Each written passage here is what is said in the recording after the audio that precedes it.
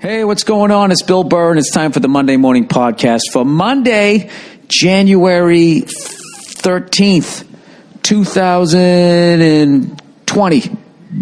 Jesus Christ. I gotta make sure I'm quiet, man. I'm in this fucking hotel room, and the walls are thin. All right? And there's been some fucking cougars next door. Been fucking... I don't know what they've been doing, but they've been up all fucking night. So I feel like they're sleeping late or some shit. So I gotta have my inside voice here. I'm still in New Orleans. It is Sunday night when I'm doing this. It's right before halftime, and the Packers are beating my Super Bowl prediction. Sneaky Pete and the Seattle Seahawks 20-3. And I am going to the fucking national championship game tonight.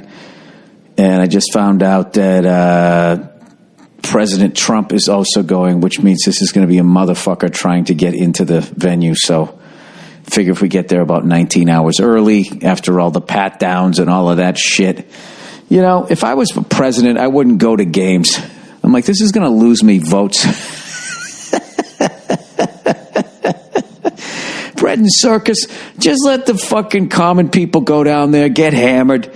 You know, do a little bit of line dancing, eat a couple of fucking pralines, and go, no, they got to go down to the fucking game.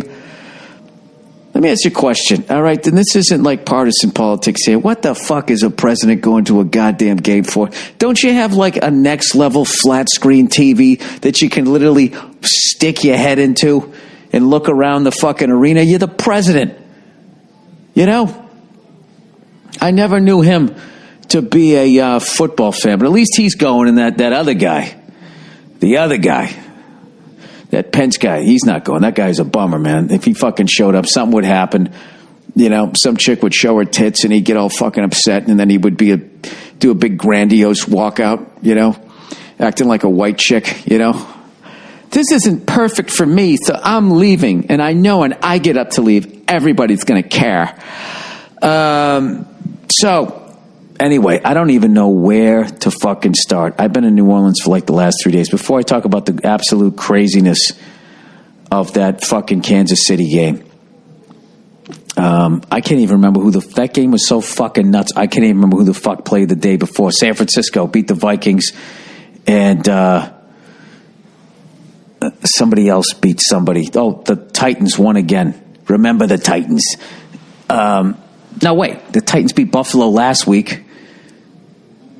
No, the Titans beat the fucking Ravens. Jesus Christ. All right, let's get to the bullshit first, which is just my stupid shows. I want to thank everybody that came out to the Mahalia Jack. Come on, Wilson. Why am I saying come on, Wilson? The guy's running for his fucking life.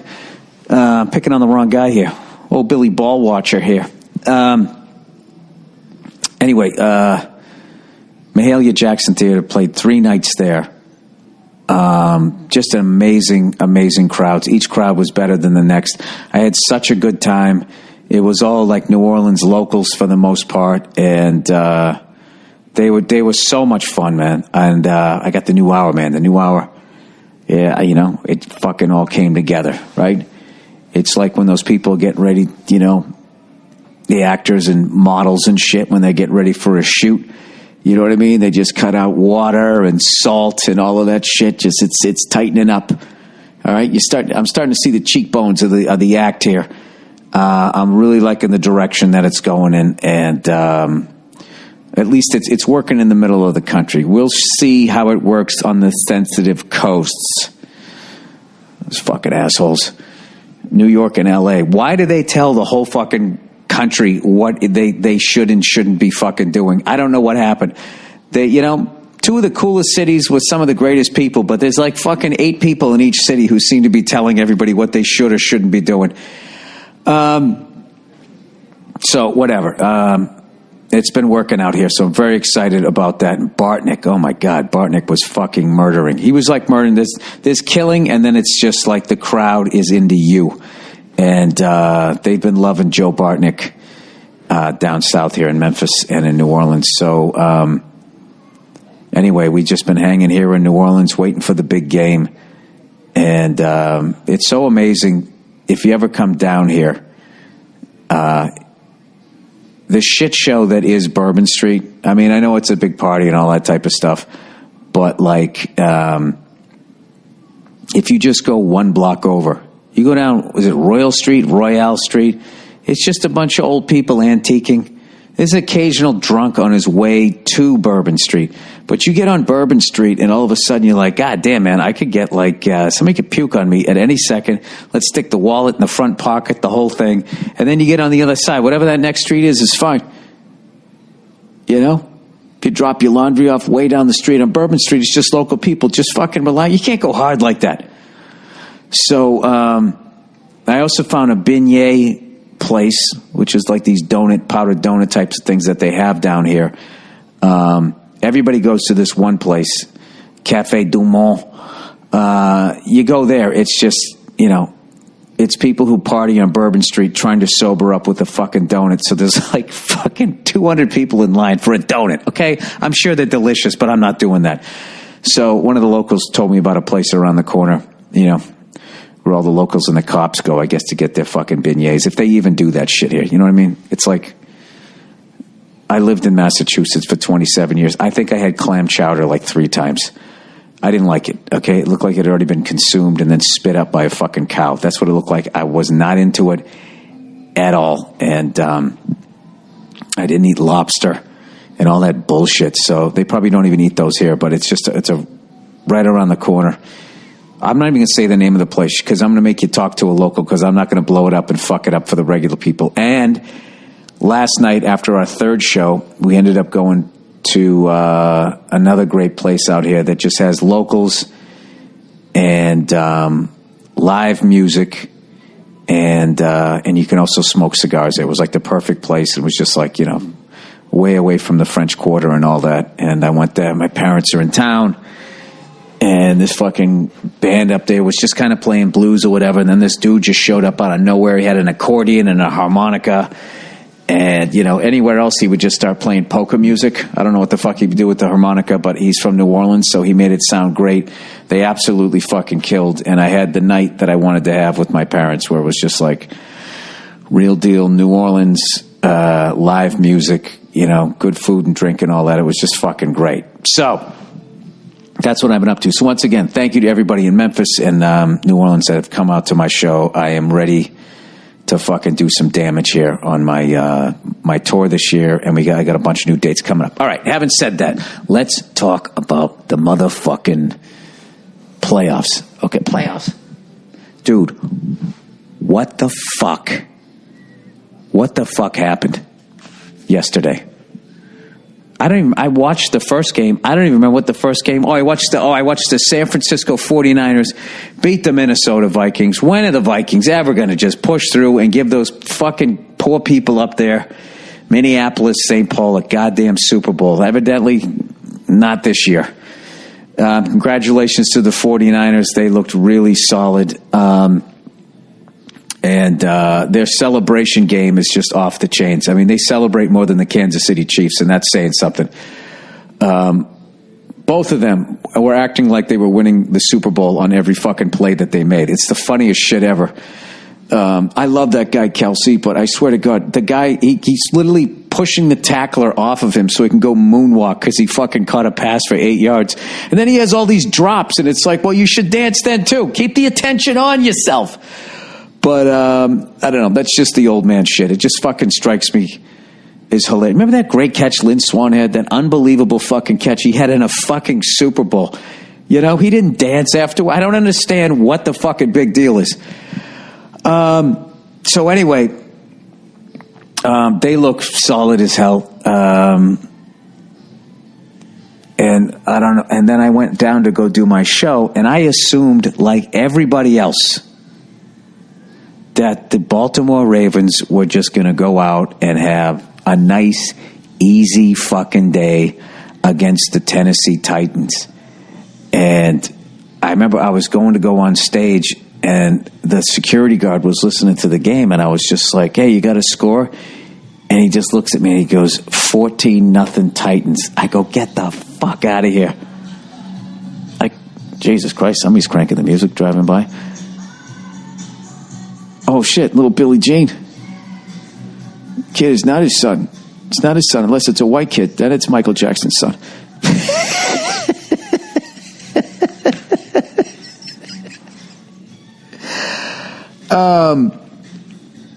Yeah, he stayed in that bleach bath way too long. Huh? That got all the way into his fucking DNA, didn't it? Anyway, or vertilago, whatever the fuck they call it. That went all the way into his fucking nutsack there. All right, we get it. You're a Billie Jean fan. Can you get through the fucking intersection? Can you guys hear this as loud as I can? All right, so... Anyways, a lot of hugging going on at the, I'm watching right now, Terry Bradshaw. Some big guy just came walking in, looking like he played a humpback in fucking Bride of Frankenstein. I think he just told Jimmy Johnson he's going to go to the Hall of Fame or something. I don't want to put that out there. Something just happened. They were all hugging the guy, and then Jimmy Johnson looked emotional. His hair still stayed perfectly in place. Needed Emmett Smith to come there and in there and fucking mess it up. So anyways, I cannot fucking believe that at this point you got to say the Titans are for real, right? They went in there. They went in to Baltimore and just kicked the fucking shit out of them. I watched the 13-minute highlight of the game where they kind of gave you the flow of the game, and it was over before it even started. I never would have thought that in a million years. It seemed like they were somehow able to contain Jackson. I know he had a couple of picks, but it looked like he still played great.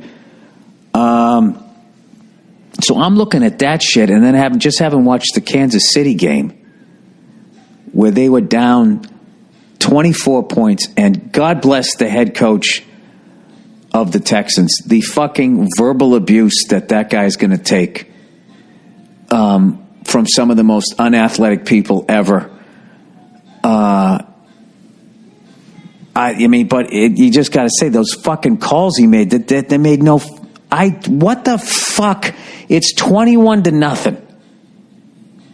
Okay, the legit loudest stadium in the league, Arrowhead Stadium, sounds like a fucking funeral parlor. You couldn't hear a fucking thing in that stadium. It's 4th and 1. They got a chip shot for a field goal, and he decides to consider a 4th down. Going forward on 4th down, right? And you just felt the whole stadium come alive. Like, wait a minute, is this guy gonna fuck this game up? Is this guy gonna give us hope? Burns a timeout, if I remember correctly, and then does this smart thing and kicks a field goal. And this is what kills me. Tony Romo's going like, I like this call when he was considering going forward on 4th down. And Tony Romo is I think, the best color guy in the booth in 20 years. He's fucking incredible. But I just wish he would have explained. I think he started to, but I still didn't understand. Explain why the fuck in the first quarter you would risk not making it on 4th down, getting the crowd back into the game, and giving the Kansas City Chiefs hope, right? So fortunately, they kicked the field goal. They go up 24-0. Like, I was losing my mind when they were considering it, going, please tell me they're not going to fucking do this. Right? Not that I give a shit who wins the game, because I really have, Chiefs fans have been waiting so goddamn long. So there's a part of me that really wants to see them win it. So those people, oh yeah, he's definitely, Pro Football Hall of Famer, class of 2020. Jimmy Johnson's he's choking back tears. That's hilarious. It's also even funnier if you hate the Cowboys, knowing that they drove a Hall of Fame coach. Troy Aikman's crying. Look at this. They drove a Hall of Fame coach out of town who was so fucking great. Even Barry Switzer won one with his team the next few. There's nothing funnier than seeing a fucking guy trying not to cry. Look at him. Jesus Christ. He looks like he's looking into the sun. Anyway, so now they're up 24-0. Okay? Those Kansas City Chiefs fans, they're cutting to the stands. It looked like they just made barbecue illegal in their city. Okay? People's bottom lips are quivering. All these people wearing all of their gear are like, oh my God, the Patriots are out of it. The Ravens are out of it. We have this seemingly clear path to the Super Bowl, and we are down 24-0. 24-0. We are down 4 fucking scores to an expansion team. Okay? So then what? The Chiefs get the ball back or some shit like that, right? And then the fucking Ravens go out there. Okay, maybe got a first down or whatever. It's fourth down. Kick the fucking ball away. Crowd's a little bit into it. Just kick the fucking ball. Make them earn the touchdown. They call a fake fucking punt. And once again, Tony Romo goes, I'd like that call. If they did something quicker, they would have had it. Somebody explain this to me, because we've already established that I'm just this old guy, all right? You guys have tweeted me enough times the picture of Clint Eastwood sitting on his front porch. You fucking hacks. You guys all use the same fucking gif, thinking you're brilliant, all right? Please explain to me, why do teams go for it on fourth down in the first fucking half? Why would you do that shit? You're up by fucking 3 touchdowns in a field goal. Why the fuck would you even consider that? Why the fuck would you call a fake punt on your side of the 50? Dude, that stadium came alive. And I don't think they ever got the fucking momentum back. You're up 24 fucking points and you don't even have a lead at halftime. I don't know, man. That was such, who goes for the kill shot in the first fucking quarter or the beginning of the second quarter? There's no kill shot. There isn't. You're going to play 60 minutes, and I swear to God, with the fucking prevent defense, every game comes down to the fucking wire. Take whatever points you can get on every fucking drive, and you're on your side of the 50, punt the fucking ball away. These are not groundbreaking thoughts here on football. There's a reason why people have always done that, because it fucking works. It made me, like I said, I didn't have a dog in that fight, but it made me sick to my stomach watching them fuck that game up like that. Okay? Here's the thing. You just fucking kick the field goal and you don't go for it and you punt the fucking ball. I'm not saying Kansas City wouldn't have come back. I mean, that's a hell of a team they have, obviously, but like, I just feel it just changed the whole game. Like they would have, let's say just the normal kind of comeback happened. It would have taken them to the end of the third fucking quarter. Now, granted, also as much shit as the coach is going to take after Kansas City scores, all right, to make it fucking, 24-7, then what they did, they kicked the ball off. It happened so goddamn fast. They kick it off, and then they fumbled the fucking ball on the kickoff for a touchdown. I mean, that's not the coach's fault. But Kansas City was so favored, and they were down by so many fucking points. They were like, you saw it in their faces. Did you see what Mahomes looked like when he was sitting on the fucking bench? It looked like it was the end of the fourth quarter and the game was over. Not saying that he quit, but he had a look on his face. I mean, that's the look you want on that guy's face. Kansas City was exactly who they thought they were, and they let him off the hook. That game was a fucking travesty. I mean, I shouldn't really do this, because I bet Kansas City fans are like, Bill, what about the fact that we scored like 41 unanswered points? Yeah, I know. It was amazing. It was amazing. But like, I mean, it's not like the Texans didn't help you along with those. Oh my God, just considering that fourth down.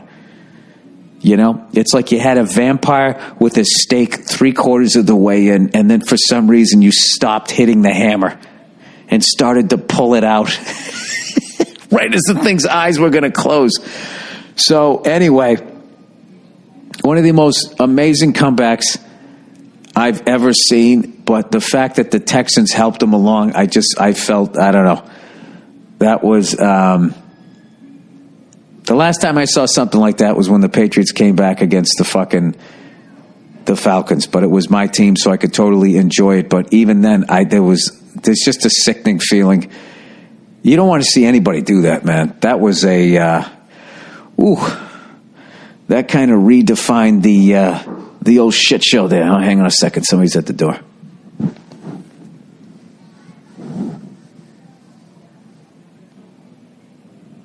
All right, I'm back. Anyway, so what do we got next week? We got the Titans versus the Kansas City Chiefs. All right. I'm a stand-up comedian. What the fuck do I know? All right, here's my prediction.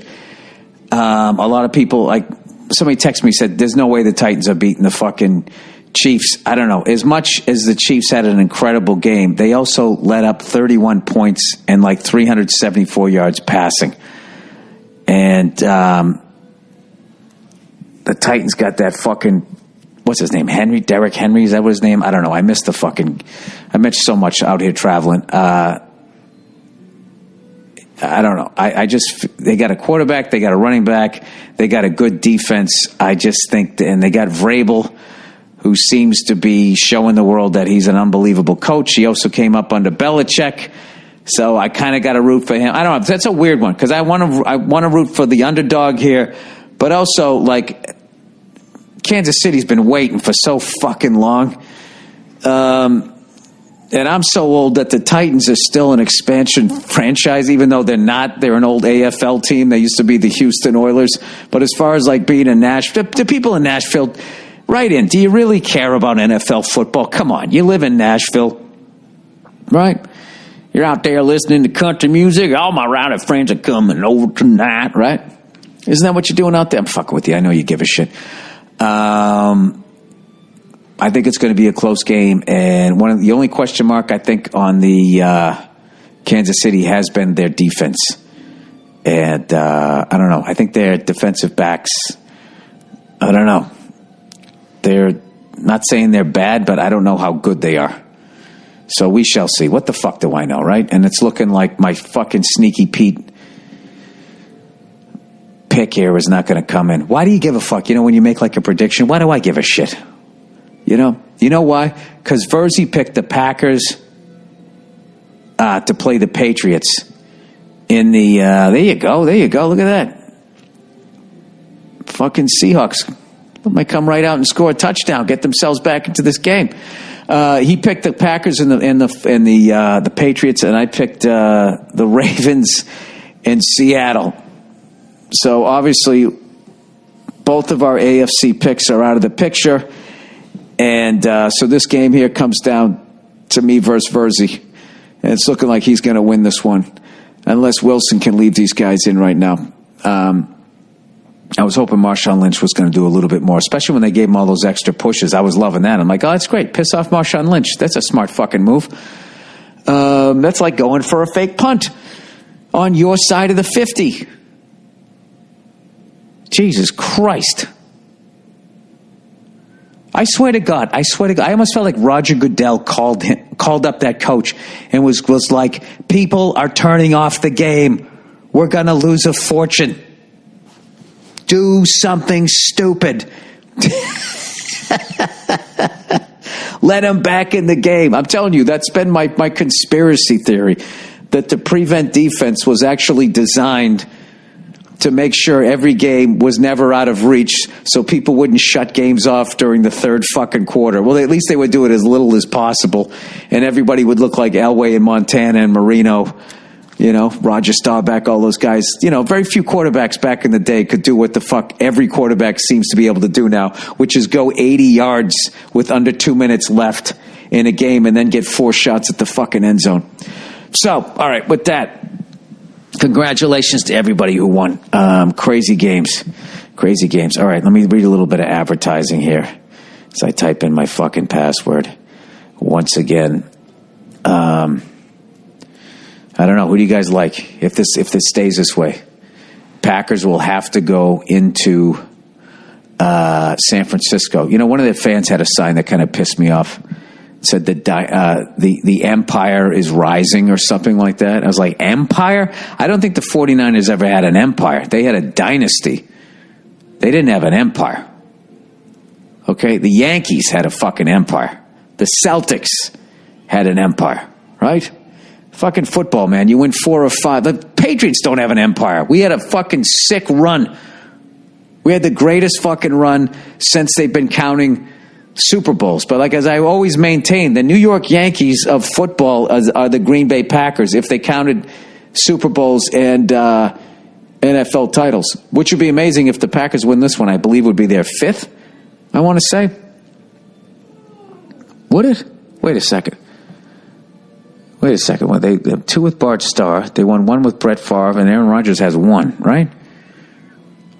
Yeah, that's 4. So then they'd be in the upper echelon there. Oh, Bill, shut the fuck up and read some goddamn copy. All right, here's some copy for you.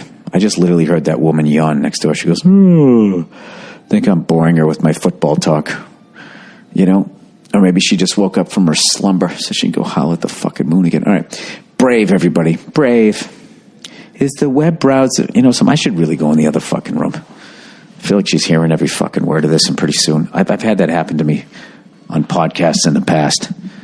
You know? I think that happened to me in New Jersey one time. I had security come to the door. People are complaining that you're screaming and yelling. And I'm just like, I am... Who's in there with you? Nobody. All right, here we go. Safe confines here of the bedroom. All right, let's do a little bit of reading here. Oh, brave, everybody. Everybody's brave, right? But are they brave enough to call their company Brave? Now, that's real bravery. Brave is the web browser reimagined. Keep your personal information private as you surf the web. Oh, here we go. Yeah, because there's somebody else who advertises here who's not exactly doing that. I got to rethink that fucking contract. All right. But if you can't figure out what the fuck they're doing, hey, we'll help you buy shit, and it costs you nothing. What's in it for you? Just ask those questions, people, and you should be fine. All right, people, you are living in the surveillance economy. Here's someone who's trying to stop that right now. Every time you download a web page, you are not just downloading the content, parentheses, text and images. You are also downloading privacy-invading trackers. Wait until... Do you realize how pathetic people are, advertisers and shit, that they need to do this? How much more shit do they need to sell us? It's like the whole fucking ocean is full of the crap nobody wants anymore. I don't know. Somebody sits there and figures this shit out and fucking watches what goddamn toothpaste you want. Anyways, wait until you hear what information about you is shared. Your digital profile can include your inferred sexual orientation. That's hilarious. Well, he's mainly watched heterosexual porn. He went a little sideways here a couple of times. Political views, religious beliefs, or even what types of medical issues you might have. It includes what you are reading, watching, and listening to. It includes your location, sometimes right up to your exact GPS coordinates. So if you're like looking, I always say toothpaste, you're looking at toothpaste, then they'll just pop up an ad, right, for toothpaste, and then a pharmacy right around the corner. Is that what they're doing? It has to be a program. There's not enough people to watch all the people in the world. Anyways, and it includes unique ID codes that are as specific to you as your social security number, so that all of this data can be tied to you continually over time. This allows companies you have never heard of to maintain intimate profiles about you and what makes you tick, and on everyone you know. Data collected about you can be used to manipulate your decisions, but also countrywide decisions like elections. Take Cambridge Analytical, for example. I don't even know what that is. What if you're a contrarian, though? They probably figure out that you're a contrarian, so then they show you the candidate they don't want you to vote for, right? Anyway, but there's a way to protect yourself and remove the surveillance economy. Start using Brave. Brave stops data-grabbing trackers and creepy ads from following you across the web, which allows you to browse up to 6 times faster than with other browsers. Oh, that's cool. So stop allowing the surveillance economy to take advantage of you. It's time to turn off the manipulation engine. Not to mention, it's your personal information, so shouldn't you get a cut of it? I know they're doing the work, gathering it, but it's still you, right? They can't kick you a little 10%? Switching to Brave is easy. Import your bookmarks with one click, and in less than 60 seconds, you'll be enjoying a better internet. It's free, and all your Chrome extensions work in Brave. What do you mean it's free? Why is it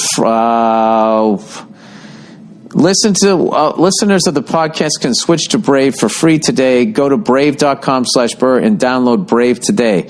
That's brave.com/burr and switch today. This is also free, so how are they making money? Oh, boy. Oh, boy, oh, boy, oh, boy. You want this car? It's free. Oh, yeah? I don't have to. You're just in business to not make money. Max. If you're one of thousands that have purchased Max Health's CryoFreeze CBD, the pain relief roll-on that's been coming to the rescue for so many of my listeners, according to this copy, this is okay, to help instantly relieve joint pain, then you don't want to miss this. This is a brand new product and it's the first time people talked about this on this podcast. Max gives you an exclusive on the launch of their new CryoFreeze CBD Sport Recovery Cream. CryoFreeze CBD, BBD, CBD, poison.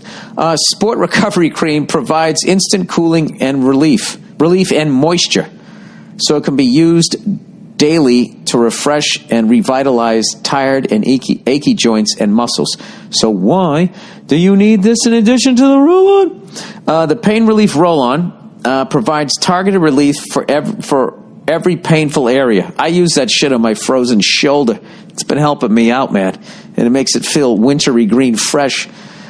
For when my wife puts her head on my frozen shoulder. Ooh, please don't move my arm, sweetie. The Sport Recovery Cream is an ultra-rich moisturizing cream with the same icy cold relief as the roll-on, but it can be used all over your body, including your legs, feet, back, shoulders, wrists, and hands. That's not all your body. I thought they were going to keep going. The Powerhouse Recovery Cream includes broad-spectrum CBD, BBD, with 0% THC. So there's absolutely no high, okay? Plus 10 natural healing botanicals, including magnesium, which is great for muscle cramps, and arnica for circulation and bruising. It features Canna Microsphere technology, which is a new delivery system for CBD that only Omax has, which helps deliver fast and more powerful results. So if you have sore muscles, backache, stiff joints, or just feel like you need to revitalize your body, then you cannot miss trying the CryoFreeze CBD Sport Recovery Cream. I'm going to need this shit for my tongue if this goddamn copy gets any longer. Omax is offering my listeners, here we go, here's the money shot, 20% off their Omax CryoFreeze Sport Recovery Cream, plus shipping is free. This discount also applies towards any product site-wide through the end of this month. Just go to omax.com today. That's OMAXHEALTH.com and enter code BURR, B-U-R-R. That's omaxhealth.com and enter code BURR to get 20% off Omax. CryoFreeze Sports Recovery Cream and site-wide. All right, lastly but not leastly, and then I'm going to announce my new dates, man. Helix. Okay, here's my Helix ad. All right. Oh, no. Why are they trying to write shit for me? Okay, this is their copy. Hi, I'm Bill Burr. I'm a really unique guy. I am not. I shop at the Gap. I'm about as fucking mainstream as it gets. That's why you like my podcast, or don't like it. I don't care. But I'm truly one of a kind. Why are they making me talk about I sound like a fucking wide receiver right now, wanting a bigger contract. Which is why I sleep on a mattress designed specifically for me. And you can too. Next, please mention all the talking points below. Helix built a sleep quiz that takes 2 minutes to complete, and they use the answers to match your body type and sleep preferences to the perfect mattress. Shouldn't it be for the perfect mattress? For you? To the perfect mattress? Oh, for you. All right. If you like a mattress that's really soft or firm, you sleep on your side or on your back, or you're on your stomach, or you sleep really hot. Gross. With Helix, there's a specific mattress for each and everybody's unique taste. Hey, you know how fucking funny it is if you're a hot sleeper? Like, what's going on with you that you're just, usually you lay on the couch, you're not moving, your body temperature tends, you get a little chill. You reach up for an Afghan, even in the middle of July. The fact that you're laying there roasting, spontaneously combusting. Just go to helixsleep.com/burr. Take that 2-minute sleep quiz, and they'll match you to a mattress that will give you the best sleep of your life. Like me. like me, I guess. They got to stop doing this shit. I just want to read what the fuck it is and stop having me like, oh, gee, I fucking jerked off on this. Helix Sleep was even awarded the #1 best overall mattress pick of 2019 by GQ and Wired magazine. They have a 10-year warranty, and you get to try it out for 100 nights. Risk-free. Gross. They'll even pick it up if you don't like it. Even grosser. That's pretty nice when they be like, oh, you didn't like it? All right, just stick it out back then. No charge. No, we're going to go down and get it. They're going to go down and get it. Yeah, okay. Right now, Helix is offering up to $200 off the mattress orders for our listeners. Get up to $200 off helixsleep.com/burr. All right. New dates. They go down and get it, everybody. Just like when you fucking turn in your old cell phone, they keep it. All right. New dates. All right, March 27th, I'm going to be in Reno, Nevada at the Grand Sierra Resort and Casino. April 9th, I'm going to be in Atlanta, Georgia at the Coca-Cola Roxy. April 14th, I'm going to be in Nashville, Tennessee at the Ryman Auditorium for the Nashville Comedy Festival. And May 1st, I'm going to be at the Indianapolis, Indiana at the Murat Theater. All right, so get your goddamn tickets if you can. All right, okay, what do we got here? How much have I done here? It's almost time to start reading the questions, but you know what else it's time for? It's time for old Freckles to check in on the game to see what's happening. All right? Can the Seattle Seahawks... I didn't like that Clowney went down, man. I didn't know that he was fucking hurt, too. That's a major factor. I'll tell you, tales of the tape... For someone like me who's told jokes for almost 30 years and hasn't played organized football in fucking 40, I'm going to give you my fucking opinions here. I don't have any opinions. I picked the Seattle Seahawks, and I want them to win because I don't want to listen to Verzi tell me that once again he was right. At least his pick went further than mine. Come on. All right, we got a chick on a couch. Fox, it's on Fox. What do we got here? Oh, God, I got Green Bay Packers smiling and dancing on the sidelines. All right, come on. Give me a game. The Packers are kicking off. It's 28-10. All right, so they're down by 18. So you know what that means. If they get it down to the 1 yard line and it's 4th and 1, then they should automatically just go for it, right? Is that how you do it? All right. Packers jumping around. I got to tell you, this generation of football players, they are so amazed every time they make a fucking tackle. Jumping up and down, fist pumping. I mean, there's some celebrations out here that are more than what I would do if I won the fucking lottery. Oh, Jesus Christ. Why the fuck would I bet against Aaron Rodgers? Why the fuck would I ever do that? The bigger the game, the better the guy plays. What the fuck was I thinking? Did I give Pete Carroll too much credit? I'll tell you right now, Pete Carroll should have chewed 2 pieces of gum for this fucking game. Come on, Russell, make a game out of it. He throws the ball and it's fucking short. All right. No Bears in Memphis. All right. Hey, Billy Bear Hunter. Hey, Bear Hunter Bill, I should say. I swear to God, I have some sort of low-level fucking dyslexia. I don't know what it is. How could I read Hey, Bear Hunter Bill is Hey, Billy Bear Hunter? Is there a dyslexia where you just try to guess what the sentence says rather than reading it? Hey, how about those Boston Bruins? I fucking watched all 3 games this week. The Predators, the fucking Winnipeg Jets. How fun are they to watch? And they beat the Islanders last night. That fucking Winnipeg Jets game was one of the best hockey games I've seen this season. And I'm not saying that because the Bruins won. Pasternak had he scored goals 33, 34, and 35. Had a hat trick against the Winnipeg Jets. Bergeron had the game winner in overtime against the Islanders. And John Moore got his 2nd point of the year. It was fucking great. Fun week to be a Bruins fan. And by the way, shout out to that fucking guy on the Avalanche. I forget the guy's name. I got to post this video, man. As far as like, as far as like sticking up for your teammate. This is just like, my favorite one before this one was Adam McQuaid when he fought Rafi Torres when he elbowed Andrew Ferentz.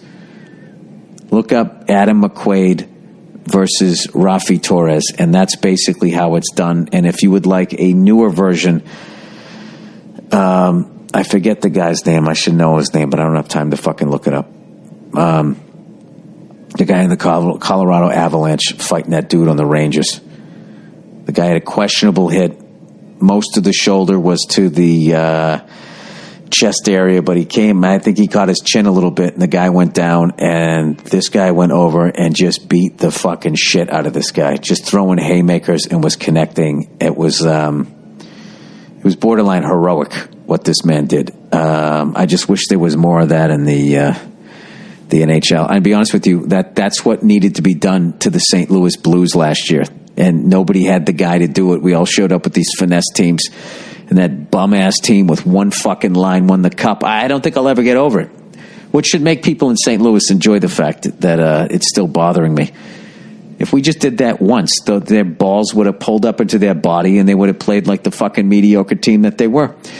All right, another first down for Seattle. That's bullshit, Bill. Fuck you. They beat you fair and square. All right, they did. All right. Hey, Bear Hunter Bill. Love the comedy and the podcast. I was at your stand-up show Monday night and thought it was terrific. Just wanted to give you a heads up, though, that we don't have Bears in Memphis. I realize that, dude. That was the joke. The Grizzlies is a dumb team name for the town, but whatever. No, it was the Vancouver Grizzlies. Jesus Christ, you don't even know your own history here. There was the Vancouver Grizzlies were a NBA franchise there for, 8, 9 seasons or something. I don't know how long they were up there.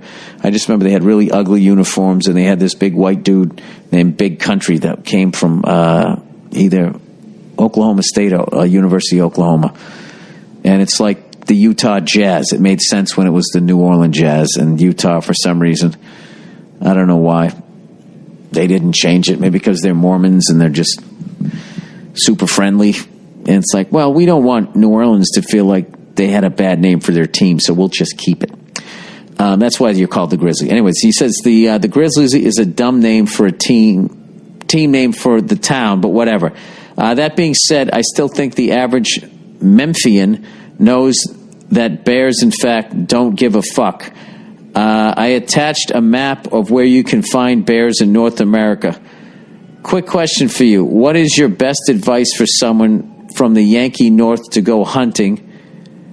And have you ever been hunting? Did you get the chance to see the Grizzlies play yet? Yes, I have. Or any NBA action at all this year? Yeah, I saw them in the New Orleans Pelicans, and I've seen a home game of every team in the NBA now.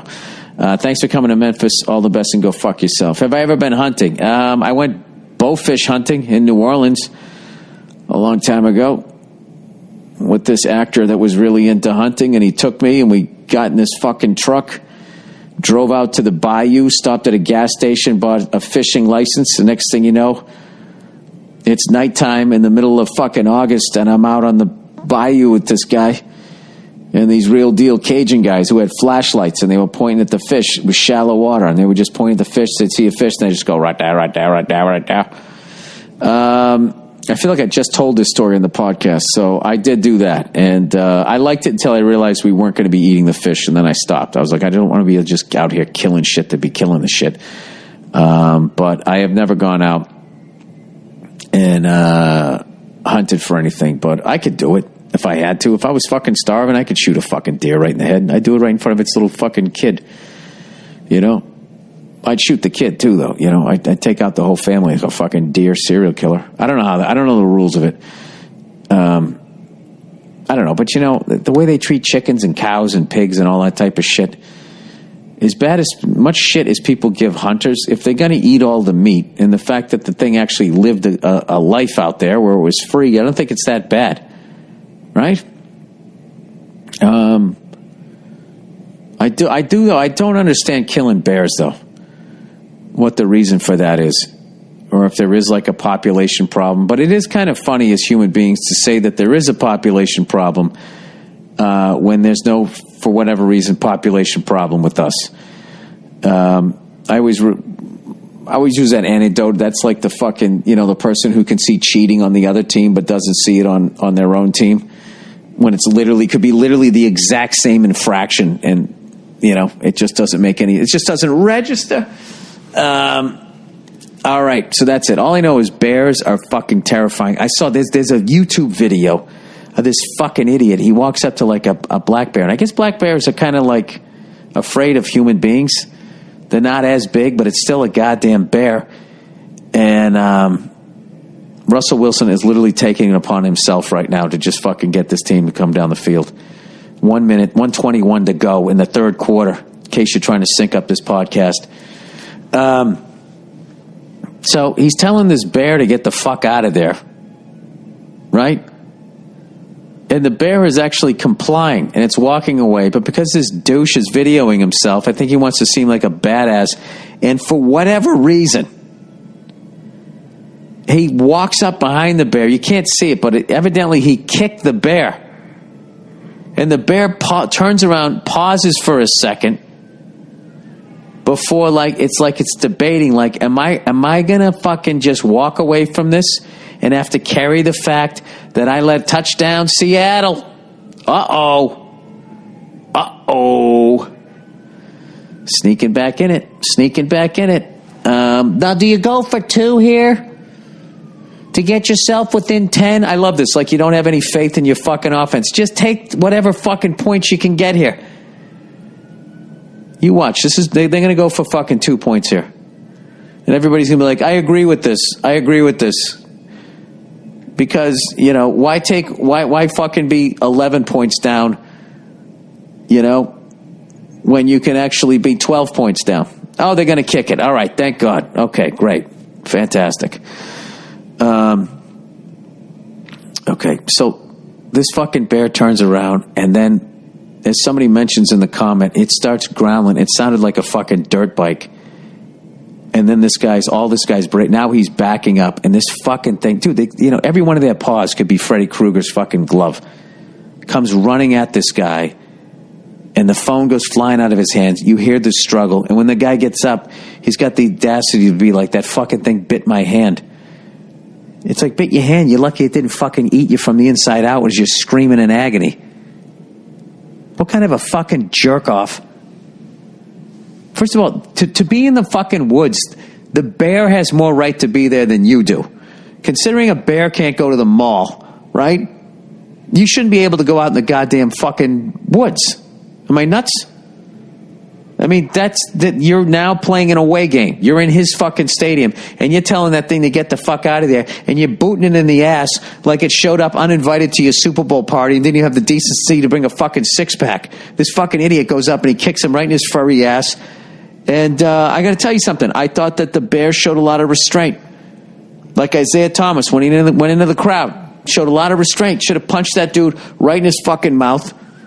And then that dude could have used his fucking Slurpee, whatever the hell he wanted to win. The ice of that to make his lip go back down. Anyway, I'll post that video. Anger franchise. Dear Billy Balderdash. On the last Monday morning podcast, 1620. That was not the last one. It was a while ago. Oh, wait, was it? No, maybe it was. You're right, it was. For some reason, I thought it was later in the month. You talked about how you made no progress in the resolving your anger issue based on your blow-up at the reasonably angering Apple store. I don't pretend to be someone who has dealt with anger issues to your extent, but my brother very much has... parenthesis, though he's more the bottling up type. That's amazing that you guys are in the same family and one person has a temper and somebody else doesn't. And anyways, person goes on to say, and due to the years of observing and trying to help him get through his issues, I feel qualified to tell you that you shouldn't base your progress off of one incident. Instead, look at the bigger picture! Exclamation point. Well, I am looking at the bigger picture, sir. That was just the story I told you. The bigger picture is too sad to look at. Anyways, one, you don't blow up nearly as often as you used to, as far as I can tell. All right. You acknowledge your behavior almost immediately. Being self-aware like that is a bigger step than most give credit for. Okay, I like this. This person's making me feel better. Apple does suck, and your theory about them making their products near obsolete within 18 months is spot on. Number 4, the way you talk about everyday life on the podcast have become more and more positive every year. If you don't see/hear it, go listen to one of your own throwback Thursday episode and listen to how far you've come just in the last 8 years. Oh, look at that. I'm a better me. All right, 28-17. Seattle's down by 11. It's fucking the end of the third quarter here. Number 97 on the Packers is either explaining how somebody fucked up his dinner last night or what they need to be doing in the fourth quarter. And then he put too much fucking salt in it. All right. If I were to compare your progression with anger issues to that of an NFL franchise, I like this. This guy knows his audience. I would call you the Kansas City Chiefs. What? I haven't fucking had a good day in 50 years. Sure, you haven't won the Super Bowl during this time frame, but you've been putting a great product on the field, and no one is doubting that you are, at the very least, a Super Bowl contender. Thanks for putting out great content every week, and you really help us all plow through the work week. Well, isn't that one of the most positive emails I've ever gotten? Yeah, here's this thing, sir. Before, it was bad enough that my wife had to deal with it, and now I have a little beautiful kid, so I have to work on that.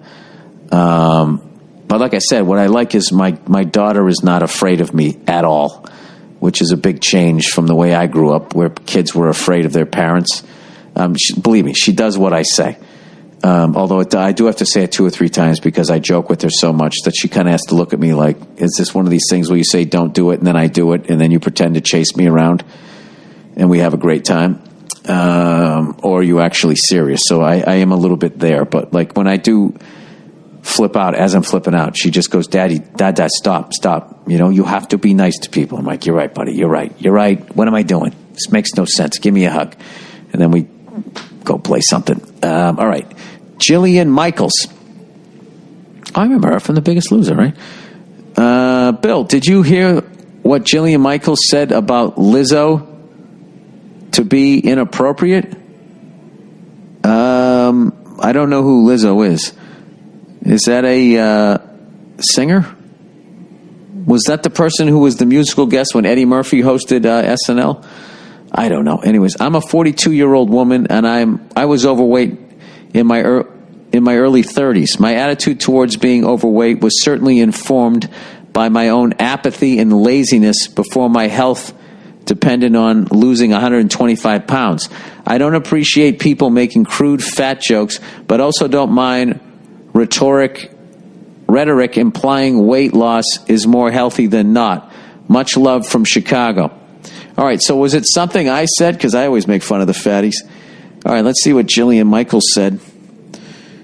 I like how you brought that up, and now I got to fucking Google it here. Jillian Michaels, Lizzo. Well, Jillian Michaels was also in the public eye, and then she came out of the public eye, so maybe she wants to try to get back into it by doing the Madonna thing. Lizzo responds to Jillian Michaels' body-shaming comments. Bob Harper was asked about Jillian. Oh, so she body. Okay, here we go. Oh, boy. What did she say? Is it going to be anything worse than I've ever said? All right.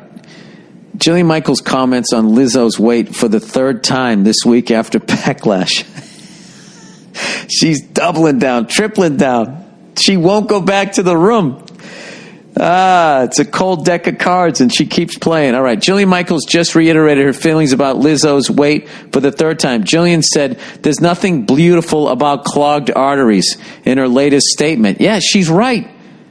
I mean, at this point, she's going beyond political correctness, and she's trying to save somebody's life. That's probably how she's looking at it, but I'm sure that Lizzo knows this. The former Biggest Loser trainer has faced significant backlash for her comments. Earlier this week, celebrity trainer That's such a funny job name. Celebrity trainer. I only try to get famous people in shape. If you're a regular person driving a truck, you can die of a heart attack, motherfucker. All right, unless you got the money to pay me. All right, Jillian Michaels came under fire for her comments. Fat-shaming singer Lizzo. All right, here we go. All right, here we go. What did she say? Personal trainer, blah, blah, blah, blah, blah. You da-da-da-da-da. Oh, am I supposed to listen to this? All right. Jillian first mentioned her thoughts on Lizzo during an interview yesterday with BuzzFeed AM to DM series. While talking about celebrities who promote self-acceptance, she brought up Lizzo and how she doesn't think it's right to glorify obesity. Why are we celebrating her body? Ooh, Jesus. Both feet. She stuck both her fucking cross trainers right into that fucking pool. Wow. Why, Jillian replied, why does it matter? Why does it matter? That's what I'm saying. Like, why aren't we celebrating her music? Because it's going to be awesome. Because it isn't going to be awesome if she gets diabetes. I'm just being honest. I love her music. My kid loves her music. But there's never a moment when I'm like, I'm so glad she's overweight. Why do I even care? Why is it my job to care about her weight? And there was nothing after that. Well, anyways, as I've stated repeatedly, we are all beautiful, worthy, equally deserving. I also feel strongly that we love ourselves enough to acknowledge that there are serious health consequences when it comes with obesity, heart disease, diabetes, cancers, to name only a few, she wrote. I would never wish these for anyone, and I would hope we prioritize our health because we love ourselves and our bodies. All right, well, she kind of, that's one of those kitchen table statements that you make publicly and then it becomes like this big fucking thing. And in defense of her, people also went really far the other way to start saying that people who were ticking time bombs were brave for being that way. There's got to be like a happy medium between what she said and then just, building statues for people like that. But whatever. At the end of the day, it's their body, it's their business. And if they want to have that bacon fucking double cheeseburger that I would love to have every goddamn night, and in one way they are living a dream. Here's the positive side of dying of obesity is you ate whatever the fuck you wanted to. Whenever you wanted to. You said fuck it. And in the end, if there is some place that you go after this, all right, which lasts for infinity, what is the big fucking deal that you only got 40 years and someone else got 80 years if you ate all the fucking bacon double cheeseburgers and mint chocolate chip ice cream that you wanted? There's different philosophies when it comes to life. So if somebody's saying like, listen, I know I'm a fat fuck, but, I eat everything I eat is a la mode and I'm having a fucking great time doing it. If they want to do that, but I think if you're going to do that, you should purchase like some sort, you should widen your front door so people don't have to cut you out, and wheel you down the street. If you make that decision, I think you should have like a greased up slide or something so they can get you into the truck after you pass away. Because that'd be one thing, like, I have such a need to be like, even after I'm dead, I'm like, well, I don't want my body to be a burden. I don't want to blow out somebody's fucking back as they try to pick me up off my fucking air mattress. All right. Okay, so she asked me, did you find what Jillian Michaels said about Lizzo to be inappropriate? Listen, I wouldn't. No, but I must have at this point. I've made fun of so many fat people. I guess because I'm a fucking jackass comedian, I'm not a personal trainer. Seattle's coming back to life. They're chest pumping.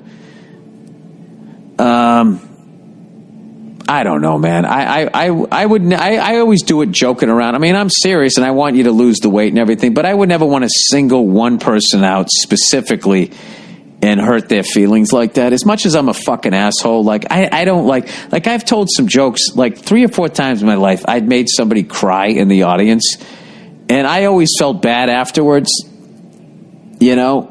And it's just like, that's not what I want to do. There was one time I did it and someone was just being the overly sensitive white chick. And then I was just like, oh, grow the fuck up. But then there's other times I just touched on subjects that people had, you know, had a personal connection to. And like, you know, I'm always going down there. I'm always going for the laugh. And I've done a lot of body shaming, but I feel like I've done it in a positive way which is what I think she's trying to do here.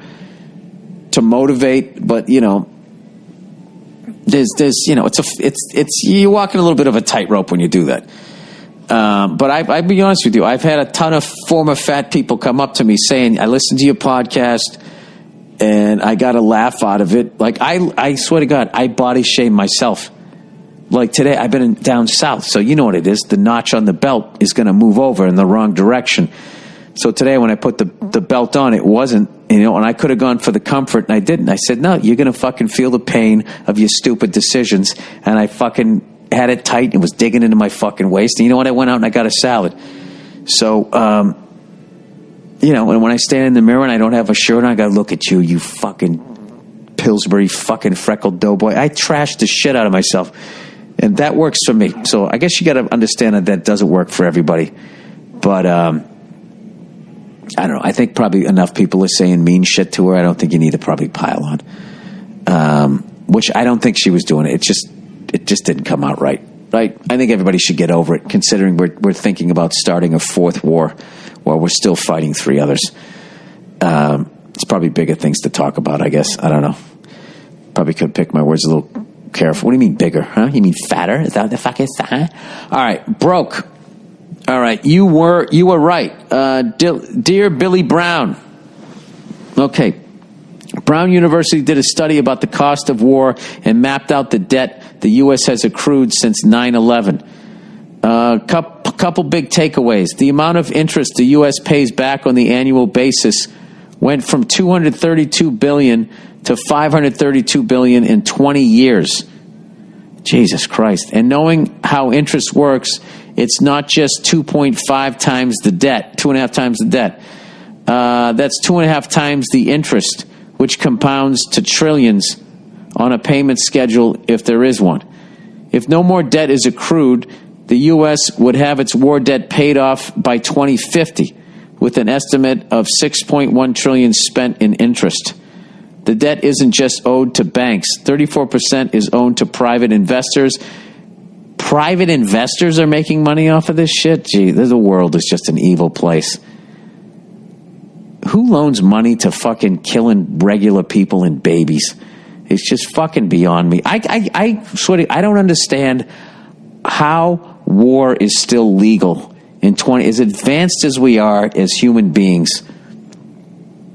That you can still involve this, hey, we're going to kill more of your people than you can kill of ours, and then you're going to give up. Is just there's got to be another fucking way to resolve this bullshit. I maintain that you need to give the sun to oil companies and banks and let them own that shit. So, because they're always going to own the energy and they're always going to own us, right? So, give them the clean one. And as long as they're making the same amount of fucking money, you know,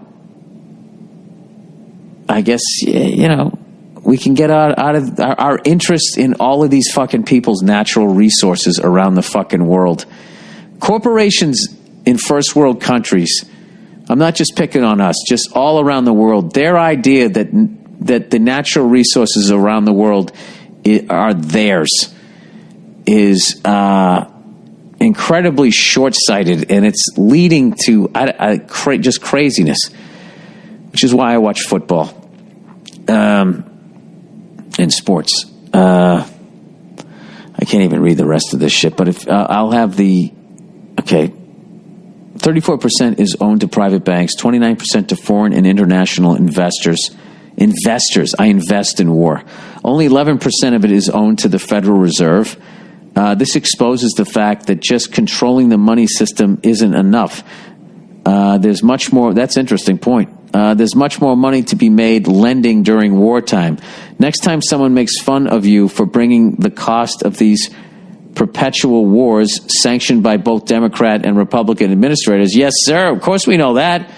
You saw when Trump tried to pull the troops out of Syria, all of a sudden all those liberal lefties were right there with the people on the right. Whoa, whoa, whoa, whoa, whoa. What are we doing? Let's not bite the hand that feeds. Let them know that the reason they're not angry about it, too, is because it's a very complicated issue, and if they were educated on it, they'd be disturbed as well. Well, I'm not educated on it. I was just fucking... you know what? I'll retweet this fucking link here. It says Watson Brown Cost of War 2020. I think if you Google that, you can find it and read it. Instead of doing whatever fucking job you're supposed to be doing in the cubicle there. All right, need advice. Boyfriend fucked up his first impression. With what, your parents? Or with you? If it's with you, then just, move on. All right. Dear Billy Drummer Boy, I'm a relatively new listener of the podcast, but I absolutely love it, and your specials are actually a topic with which I hit it off with my boyfriend. Wasn't that great?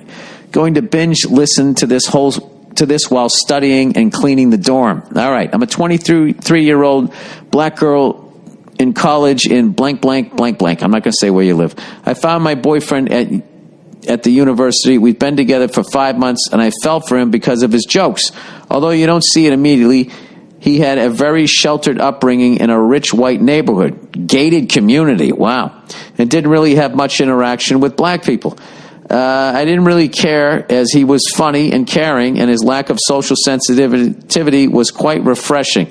Looking back, these should have been red flags, but I digress. It depends on what sort of social sensitivity he doesn't have. Okay, all right. So I'm trying to think what that means. Was it refreshing to you that it was just a white person being totally unfiltered and honest, so at least you knew where he stood? Or was this the tip of the iceberg? Oh, boy. For some reason, I think he's going to buy you a Trump hat by the end of this. Anyway, so the problem came when I introduced him to my parents. He started off by trying to claim he liked Bill Cosby and Dave Chappelle. Oh, boy. Look at these black people I like. And she writes parentheses, big lie, and was desperately trying to find a topic for my dad.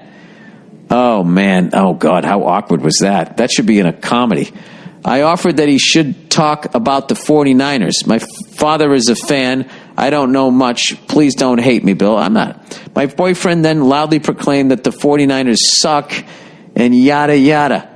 I give him a what the fuck are you doing look, while my father gives him a small smile on while his eyes are full of ice, and giving me the side eye, already judging my taste in men. Oh, Jesus. To finish the evening off at dinner, he tried to impress me with some jokes, and because of that, my parents. That's the end of the sentence. To finish the evening off at dinner, he tried to impress me with some jokes, and because of that, my parents. I think you edited something here. He started joking, and it was working until he started to rant about the neighborhood we live in. The hippies, the dirtiness, Berkeley being Berkeley. My parents are partial to the neighborhood, and their faces went to stone.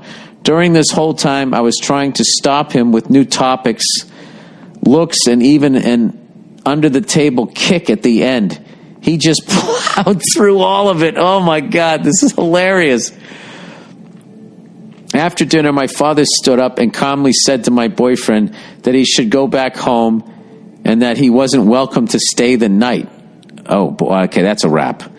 Dad then turned to me and just said that I should be, he said I shouldn't be with such an idiot, which after that horrific dinner, I couldn't even rebuke. Did he say that in front of your boyfriend? Wow. First down, Seattle. Seattle is driving. Sneaky Pete, they might pull it off. When one of the Packers is down on the field with 10:30 to go. Oh, Jesus Christ. I'm telling you, I thought, we'll see. That's a long, lot of time left. Anyways, after that, my dad stood up. Okay, he said it calmly, too. Wow. Okay, it's now been 2 weeks, and I'm trying to get my parents to give him a second chance. Why? Relationships are so difficult. You don't do this. Anyways, but I obviously realized that it's also my fault for not giving him the prep work he obviously needed. No, what, for him to pretend to be somebody else? But I just didn't expect it to go so bad so fast. Do I continue to give them more time, or should I dump him and find someone with better social skills? I just don't know if it's worth my time and efforts to fix this mess. Thanks, and go fuck yourself. Listen. Okay, this is something you need to learn as soon as fucking possible, okay? You're not going to change somebody.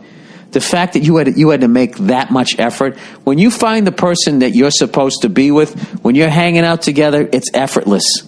It fits together like a fucking puzzle. If you bring somebody home, okay? It'd be one thing if when you guys were hanging out, it was effortless and blah, blah, blah, blah, blah. You already said that, you kind of were saying that when you were with him, that he was funny and not caring, lack of social sensitivity, that there should have been some like fucking red flags. Maybe you're just talking about your parents, but no.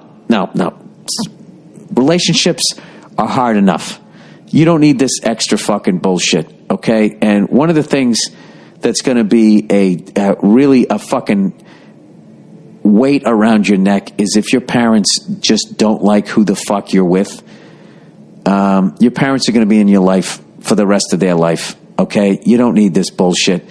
This guy's a fucking idiot, and I don't know what. Okay, whatever. You're at Berkeley. You're trying to find yourself. You're fucking dating all over the map. By all means, have a great time. Figure out what the fuck. But like, you should be going home with somebody thinking like, I this is the person. I love this person, and like, Marshawn Lynch touchdown. Marshawn Lynch touchdown. Here we go. Look at Pete Carroll. Woo! Did he just give somebody the finger? Did he say 2 points? Did he say 1? I don't know what the fuck just happened there. Anyway, I would dump his ass. I'd dump his ass. What are you doing? The guy grew up in a fucking gated community. I mean, Jesus Christ. All right? I mean, if you're into that type of thing, I guess if you find that fucking charming, but like the first... Look at Pete Carroll. Yeah, baby. Fucking yeah. Woo. Chewing his fucking gum. He's raising the roof. Yeah, fucking Pete Carroll. I'm telling you. Oh, my God. Oh, they're going for 2 here. There's 10 minutes left. I don't understand this. And if they don't get it, then the crowd has something to cheer about. And he gets fucking sacked. Great. Now, rather than the crowd being like, oh, fuck, they're coming back, they get a positive out of this. This is so fucking... What do I know? Look at the look on Pete Carroll's face. Why the fuck did I do that? You know why? Because you're fucking Pete Carroll. Jesus fucking Christ. Just kick the fucking ball and take the goddamn points. Can somebody go back and listen to John Madden? Take the points. There's 10 minutes left. What do you think? You're never going to get down there again, so you're going to have to kick a fucking field goal? You're going to have at least 2 to 3 more possessions. So, look at they're fucking high-fiving each other right now on the Packers line, on their sideline. You just scored a touchdown. You had your foot on their fucking neck, and then you gave them a slice of birthday cake and you helped them off the fucking turf. I don't understand it. Whatever. I'm old. Yeah, I would break up with them. I mean, I don't know what your fucking relation. I mean, I'd have to know. Listen, I'm a fucking idiot, and I say a bunch of crazy shit. But my wife, when I met her parents, she was not kicking me under the table. You know what? I went over there, and I was being cool. I was in somebody's house. I was being a fucking gentleman. That's how you meet somebody's parents. You don't go over there and fucking put on your ass hat and start running your fucking hat, and you're kicking him under the table, and he's still not listening. Okay, this decision is yours. Do you want to put that level of effort in?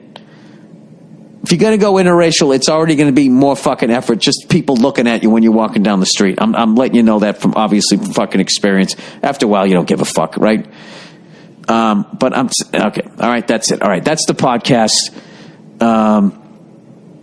Does Sneaky Pete fucking pull it off? I think he might. He might. All right. That's the podcast. All right. Go fuck yourselves. Although maybe he doesn't, because they didn't kick that fucking extra point there. And look at the Packers are all excited. What are we going to do here? All right, he's hiking the ball. Aaron Rodgers, well, he knocked the ball down. Jesus Christ. What do I know? I don't know shit. All right, go fuck yourselves. I'll check in on you on Thursday. Let's go Tigers. Can't say that. They're both Tigers. Let's go LSU.